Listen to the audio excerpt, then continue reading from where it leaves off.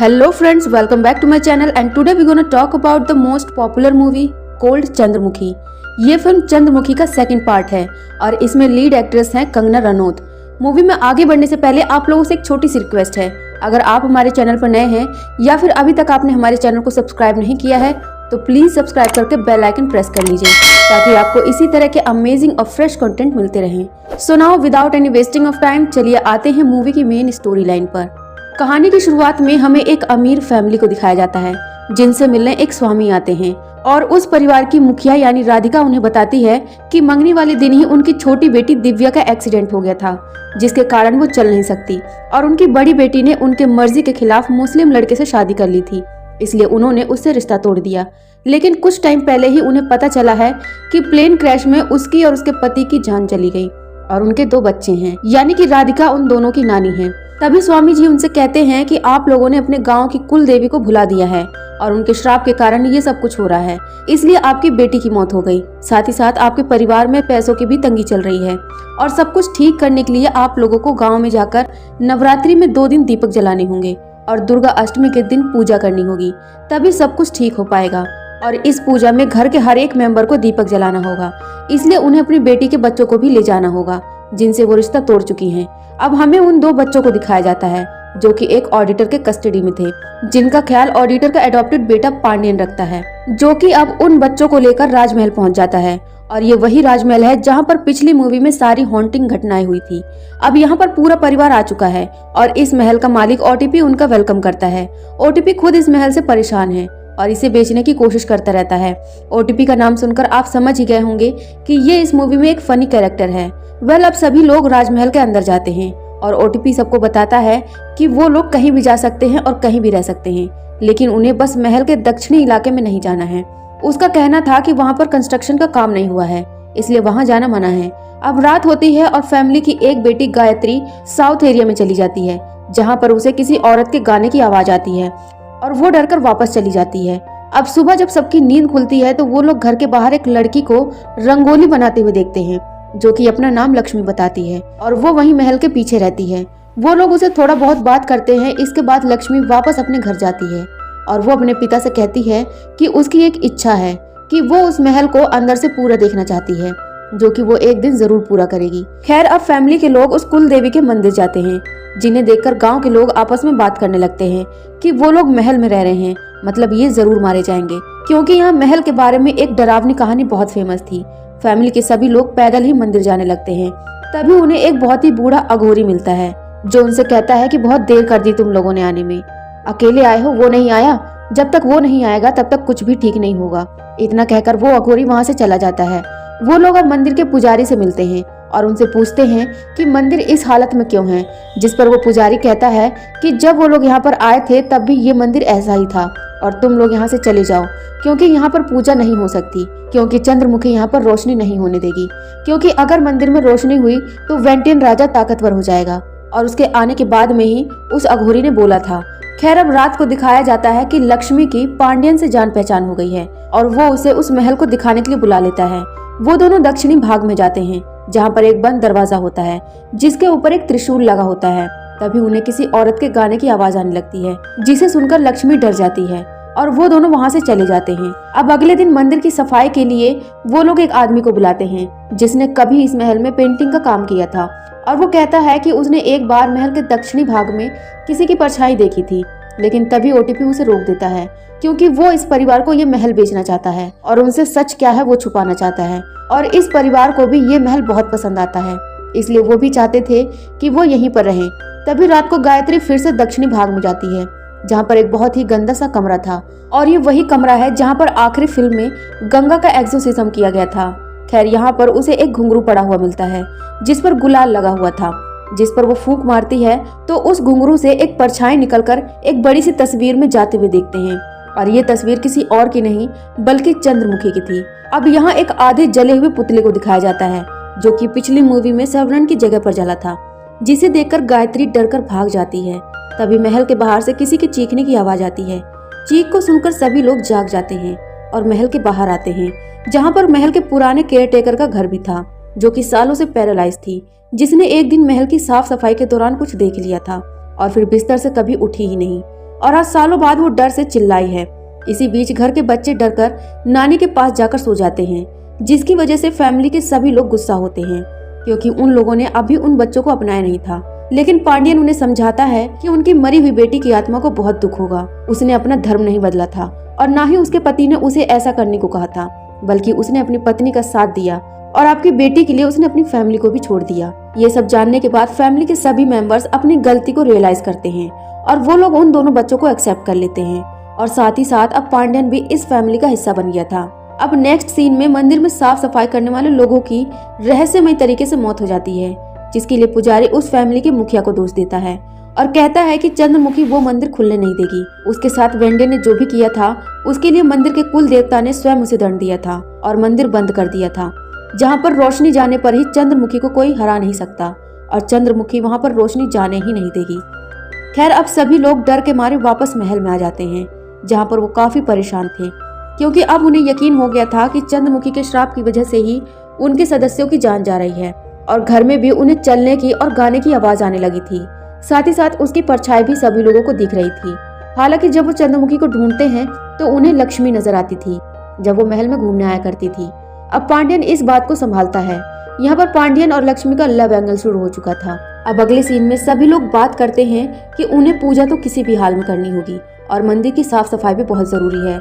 लेकिन पूरे गांव में, यहाँ तक कि महल के अंदर भी इस बात के लिए कोई राजी नहीं होता, जिस पर पांडियन कहता है कि अगर घर का कोई भी आदमी मंदिर साफ करने नहीं जाएगा तो वो खुद ही मंदिर को साफ करेगा। और वो वर्कर जो मंदिर में सफाई कर रहे थे वो किसी हादसे की वजह से मरे थे, ना कि किसी ने उनको मारा था। अब पांडियन मंदिर की साफ सफाई करने के लिए चला जाता है और गलती से वहाँ पर आग लग जाती है, जिसकी वजह से मंदिर में रोशनी चली जाती है, जिससे महल के अंदर चंद्रमुखी की आत्मा तड़प उठती है और रोने और चिल्लाने लगती है। खैर, अब मंदिर के पास वही अघोरी बाबा मिलता है, जो कि उसे कहता है कि उसने मंदिर में रोशनी भेज दी और वही ये कर सकता था। कोई और करता तो मर जाता, क्योंकि वो उस नक्षत्र और राशि में पैदा हुआ है जिसमें राजा वेंटेन पैदा हुआ था, और वो वही है जो कि यहाँ पर हो रही अनहोनी को रोक सकता है, लेकिन उसकी जान को भी खतरा हो सकता है। और महल में रह रहे उस परिवार के किसी मेंबर के अंदर चंद्रमुखी की आत्मा ने कब्जा कर लिया है, यानी कि घर के अंदर अब नाचने और गाने की आवाज नहीं आ रही थी, बल्कि चंद्रमुखी ने किसी के अंदर अपना घर कर लिया था। और इसी के चलते ही ये सब कुछ घटनाएं हो रही थी। अब पांडियन घर आता है और मंदिर की बात सबको बताता है और सभी लोग उस महल के अंदर हो रही डरावनी घटनाओं को भी पांडियन को बताते हैं। तभी स्वामी जी को वहाँ पर बुलाया जाता है और सभी लोग उन्हें सब कुछ बताते हैं और ओटी भी उन्हें सारी कहानी बताता है जो कि पिछली मूवी में हुई थी, और वो कमरा उसने डर के मारे 17 साल उसे साफ नहीं करवाया था। अब वो लोग उस कमरे के अंदर जाते हैं जहाँ पर स्वामी जी बोलते हैं कि यहाँ पर कोई तो आया था, और अब गायत्री और लक्ष्मी डरने लगते हैं क्योंकि वो दोनों ही इस साइड घूमा करती हैं। खैर, अब स्वामी जी भी सभी लड़कियों को एक एक करके एक्सोर्सिज्म वाली जगह पर उन्हें जाने के लिए कहते हैं, क्योंकि जिसके अंदर चंद्रमुखी होगी उसकी एक झलक दिख जाएगी। और अब लक्ष्मी को वहाँ पर भेजा जाता है, लेकिन वो डर के मारे मना कर रही थी, लेकिन उसे जबरदस्ती एक्सोर्सिज्म वाली जगह पर ले जाया जाता है। और उसने राधिका की छोटी बेटी दिव्या की व्हीलचेयर पकड़ी हुई थी, जिसके कारण वो भी वहाँ पर खींचकर चली जाती है। तभी दिव्या के अंदर चंद्रमुखी की झलक दिखाई देती है, जो कि सबको धमकी देने लगती है। और अब वेंटेन का आधा जला हुआ स्टैचू भी टूट जाता है, जिससे एक फोर्स रिलीज होती है। और अब चंद्रमुखी की आत्मा यहाँ आ गई है, तो वेंटेन की आत्मा भी जरूर आएगी।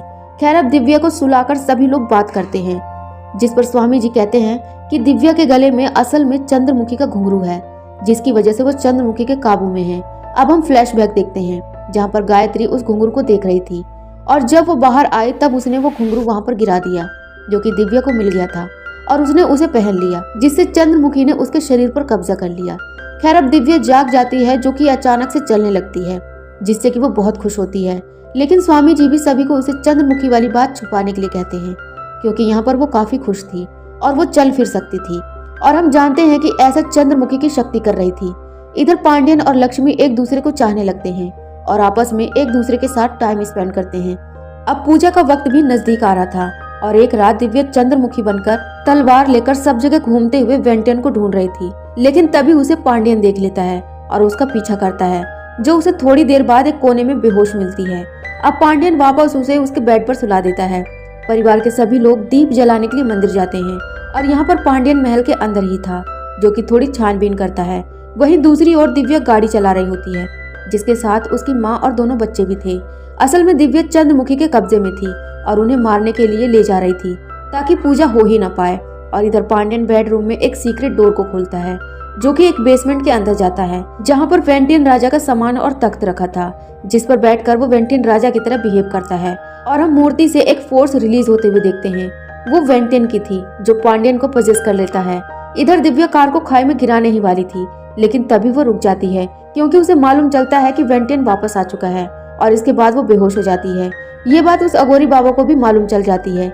तभी हम नोटिस करते हैं कि स्वामी जी चंद्रमुखी की आत्मा को एक मृत शरीर में डालकर कैद करने का प्लान बना रहे थे और वो उस अघोरी से शमशान में मिलते हैं और वो बताते हैं कि चंद्रमुखी दीप जलने से नहीं रुकी थी, बल्कि वेंटियन आ गया है इसलिए वो रुकी थी।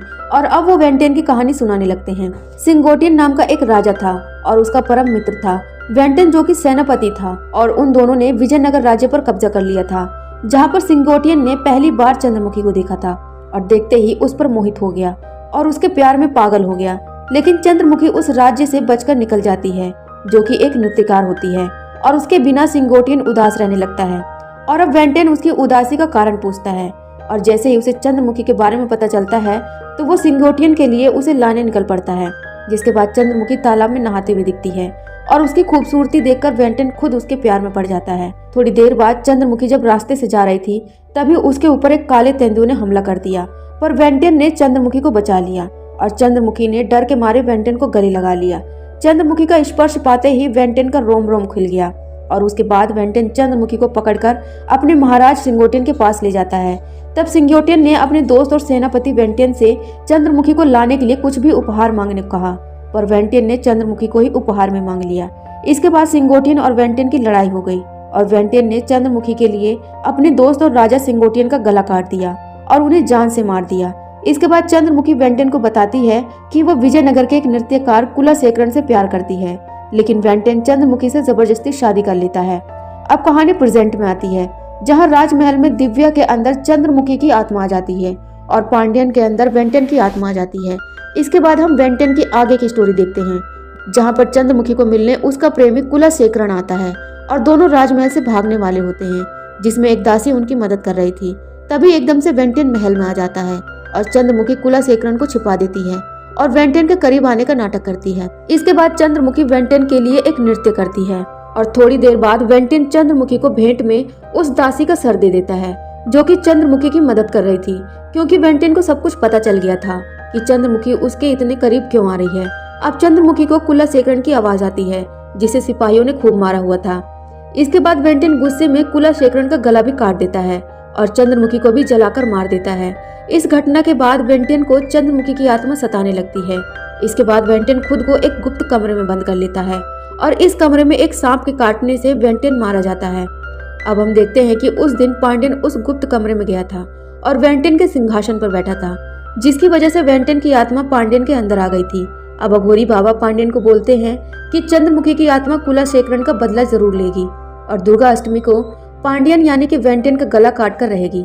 अब दुर्गा अष्टमी का दिन आता है और दिव्या के अंदर चंद्रमुखी की आत्मा हावी हो जाती है और पांड्यन के अंदर भी वेंटियन की आत्मा आ जाती है। इसके बाद चंद्रमुखी और वेंटियन की आत्मा आपस में खूब लड़ते हैं और इधर सभी परिवार वाले कुल देवी की पूजा करते हैं। तब अघोरी बाबा मंत्र से पांड्यन के शरीर से वेंटियन की आत्मा को निकाल देते हैं और लड़ते लड़ते पांड्यन पर्दे में छुप जाता है और चंद्रमुखी पर्दे में ही पांड्यन का गला काट देती है और स्वामी जाकर पांड्यन की बॉडी को तेल डालकर चंद्रमुखी को दे देते हैं और चंद्रमुखी वेंटियन को जलाकर कुलशेखरन की मौत का बदला ले लेती है।